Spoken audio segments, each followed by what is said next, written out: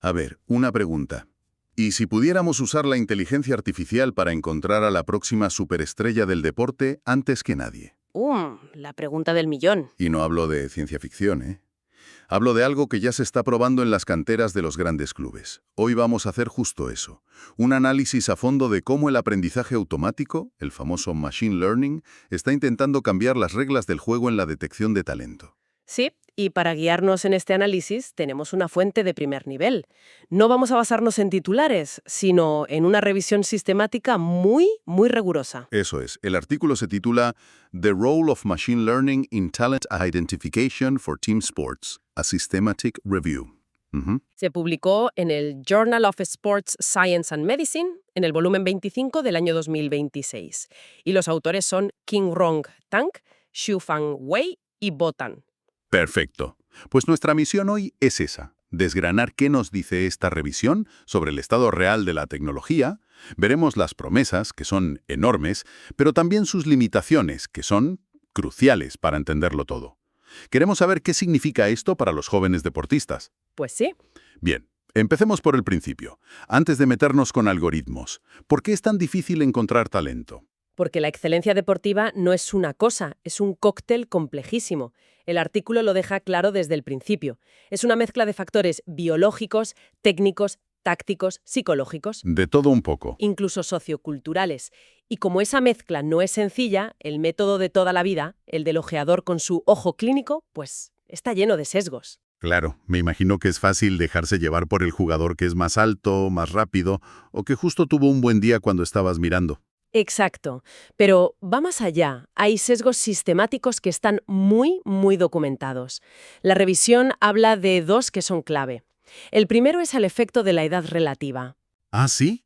Este es fascinante. Es fascinante y preocupante. Dentro de una misma categoría, los niños nacidos en enero, febrero, marzo, Los mayores de la clase, por así decirlo. justo, tienen una ventaja sistemática. Son un poco más grandes, más fuertes, más coordinados, pero no porque sean mejores a largo plazo, sino porque han tenido literalmente meses más de vida para desarrollarse. Claro, y eso se convierte en un círculo vicioso, ¿no? Totalmente. Como destacan, reciben más atención de los entrenadores, mejor entrenamiento, más oportunidades. Y su ventaja no hace más que crecer. Mientras el talento que nació en diciembre, que podría ser igual o mejor, se queda por el camino. Cualquiera que haya ido a un partido de fútbol base lo ha visto. El niño, que es una cabeza más alta que el resto solo porque nació en enero, parece un profesional en miniatura, Sin duda.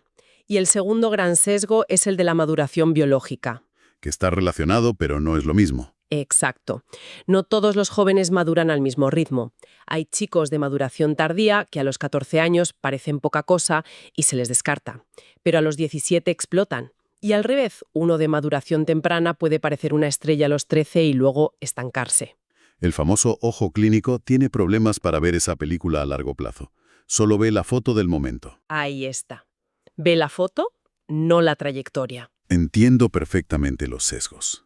Parece casi inevitable que, si dependemos solo del ojo humano, cometamos estos errores. Supongo que aquí es donde entra la promesa de los datos, ¿no? Esa es la idea. La promesa del machine learning es usar algoritmos para analizar una cantidad masiva de datos de todo tipo, físicos, técnicos, psicológicos, y encontrar patrones que un humano, por muy experto que sea, es incapaz de ver. ¿Vale? Y según esta revisión de Tang, Wei y Tan, ¿cómo se aplica esto? ¿Qué roles juega el machine learning en la práctica? Pues el artículo los agrupa en 4 roles principales. El primero, y el más obvio, es el modelado predictivo. Adivinar el futuro, vamos. Básicamente, intentar predecir si un jugador tiene probabilidades de llegar al primer equipo o de conseguir un contrato profesional. El santo grial de cualquier director de cantera. Pero, ¿se usa para algo más que predecir? Nos ayuda a entender mejor a los jugadores que ya tenemos. Excelente pregunta. Y nos lleva al segundo rol, el clustering y perfilado. En lugar de usar etiquetas como delantero o defensa, los algoritmos analizan el rendimiento y agrupan a los jugadores en perfiles. O sea, que en vez de lateral derecho, la máquina te dice, no sé, lateral de largo recorrido con buen centro y recuperación defensiva, algo así. Justo, descubre arquetipos que no encajan en las categorías clásicas, pero que son súper valiosos. Ayuda a entender la función real de un jugador, más allá de su posición. Eso es mucho más sofisticado. Y me imagino que también se puede seguir la evolución de esos perfiles en el tiempo. Ahí has dado con el tercer rol, la monitorización longitudinal. Como decíamos, el desarrollo no es una línea recta. Un algoritmo puede seguir las trayectorias de cientos de jugadores durante años, y puede ver cosas que un ojeador que va una vez al año no ve. Claro, quizás detecta que un deportista, aunque no sea el mejor ahora, tiene una curva de mejora brutal. Esa es una información de oro. Y el cuarto rol es el de los sistemas de apoyo a la decisión. Esto ya suena a que la máquina no decide, sino que asesora. Exacto. Y este es quizá el punto más importante y realista. No se trata de que una IA haga la alineación. Se trata de crear herramientas que den a los entrenadores una segunda opinión objetiva, basada en datos. Ojo, este jugador muestra fatiga o esta jugador es la que mejor rinde bajo presión. Precisamente, es un complemento, no un reemplazo. Ok, la teoría es fantástica. Un sistema que evita sesgos, descubre perfiles, sigue el desarrollo. Pero, del dicho al hecho, ¿qué dice la ciencia de verdad? La revisión analizó 27 estudios muy filtrados. ¿Qué encontraron en el mundo real? Pues, lo primero que salta a la vista es un sesgo en la propia investigación. Así, de los 27 estudios, 13, casi la mitad, se centran en el fútbol, y la inmensa mayoría de las muestras son de deportistas masculinos. Vaya, o sea que la investigación ya empieza con una bandera roja. Una muy grande.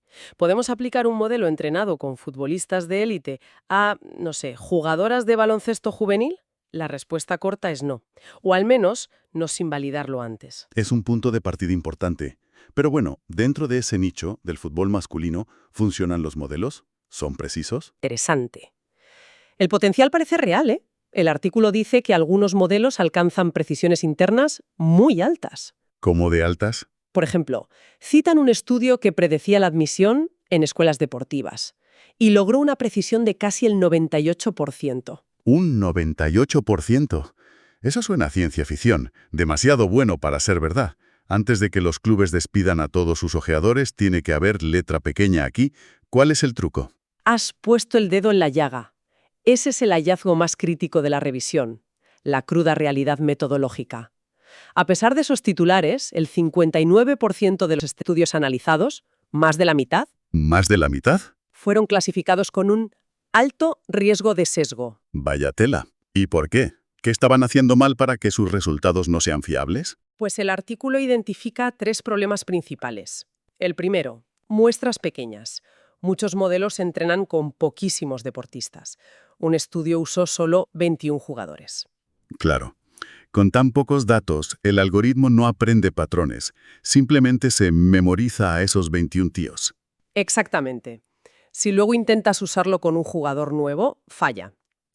El segundo problema, y este es el clave, es la falta de validación externa. ¿Qué es eso exactamente? Un modelo puede funcionar genial con los datos con los que fue creado. Eso es la validación interna. Pero la prueba de fuego es ver si funciona cuando lo aplicas a un grupo nuevo, de otro club, de otra temporada. Y la mayoría no hacen esa prueba. La mayoría no. Y el artículo da un ejemplo demoledor. Un modelo con una precisión interna del 85%, que es muy bueno, podría caer a un 65%, que es poco mejor que el azar, en un contexto real. Es como crear una llave maestra que abre una cerradura de tu casa, pero no tienes ni idea de si abrirá alguna otra en el mundo. La analogía es perfecta. Y el tercer problema es algo técnico llamado fuga de datos o data leakage. Son errores sutiles que contaminan los datos de prueba e inflan los resultados artificialmente. El titular del 98% de acierto hay que cogerlo no con pinzas, sino con pinzas industriales. El potencial está ahí, pero la ciencia detrás es todavía un poco débil. Con pinzas industriales, efectivamente. Pero la revisión también sacó a la luz otro hallazgo que a mí me parece fascinante, y es que no todo es físico. Espera un momento. ¿Me estás diciendo que la capacidad de un chaval para organizarse o aguantar la presión puede ser más importante que su velocidad? Pues eso es lo que sugieren algunos de los estudios más sólidos. La revisión destaca un trabajo con una academia de fútbol inglesa. Encontraron que los predictores más fuertes para conseguir un contrato profesional no eran ni la velocidad ni el salto. ¿Y qué eran? Eran dos variables psicológicas. su capacidad para gestionar la presión y su nivel de autoorganización. Esto es alucinante. ¿Y a qué se refieren con autoorganización? ¿A ser disciplinado, a cuidarse? A una mezcla. A la capacidad de gestionar tu propio desarrollo. Ser puntual, cuidar tu material, la nutrición, pero también a tomar decisiones inteligentes en el campo sin que el entrenador te esté gritando. Es un indicador de madurez. O sea, de profesionalismo. Exacto. Y no es un caso aislado. Otro estudio en rugby vio que tener niveles más bajos de burnout y de estrés eran clave. Los modelos más prometedores son los que integran datos de todo. Lo físico, lo técnico y, crucialmente, lo psicológico. Entonces, después de analizar todo esto, ¿qué conclusión sacamos? ¿Nos fiamos de las máquinas o seguimos confiando en el ojo clínico? La gran conclusión del artículo, y la más sensata, es que el debate no es máquinas con humanos, sino máquinas con humanos. Complementar, no reemplazar. Justo. El aprendizaje automático, hoy por hoy, no es una bola de cristal. Su rol más potente es el de ser una herramienta de apoyo a la decisión. Y la revisión propone formas concretas de usarlo como complemento, ¿verdad? Sí, propone dos vías muy claras. La primera es la vía operativa. Usar los modelos como asistentes en el día a día. Para el cribado inicial, para monitorizar cargas de entrenamiento y prevenir lesiones, ese tipo de cosas. Eso es. Para gestionar la información de forma más eficiente. Vale, esa es la vía práctica. ¿Y la segunda? La segunda es la vía de descubrimiento y es conceptualmente más potente. Aquí el objetivo no es tanto predecir, sino usar los algoritmos para encontrar patrones nuevos y complejos en los datos. Ah, entiendo. Quizás una máquina descubre una interacción que nadie había visto entre, no sé, la resiliencia, un tipo de dieta y una habilidad técnica concreta. Ese tipo de hallazgos puede inspirar nuevas formas de entrenar. Me gusta esa idea. No se trata solo de predecir, sino de comprender, de generar conocimiento nuevo. Esa es la clave. La verdadera fuerza de esto no es solo ponerle una etiqueta a un jugador con un 80% de probabilidades de triunfar.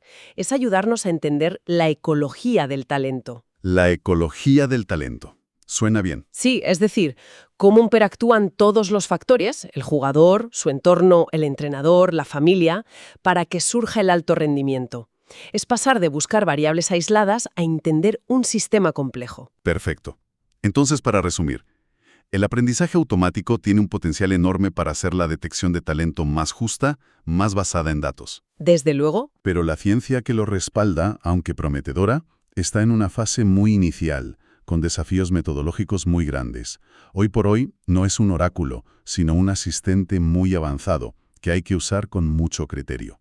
Es un resumen perfecto, y esto nos deja con una reflexión final que el propio campo debe abordar. Adelante. Si estos modelos, con más datos y mejores métodos, llegan a ser extremadamente precisos, se nos plantea una pregunta de fondo.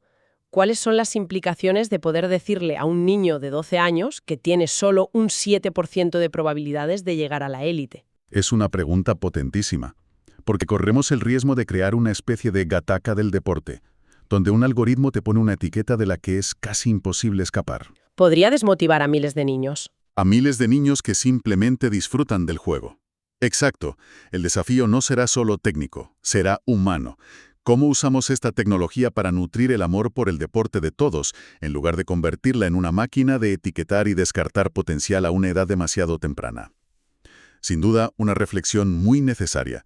Para quienes quieran profundizar en todos estos detalles, la lectura del artículo original es obligatoria. ¿Lo repetimos? Sí, por favor.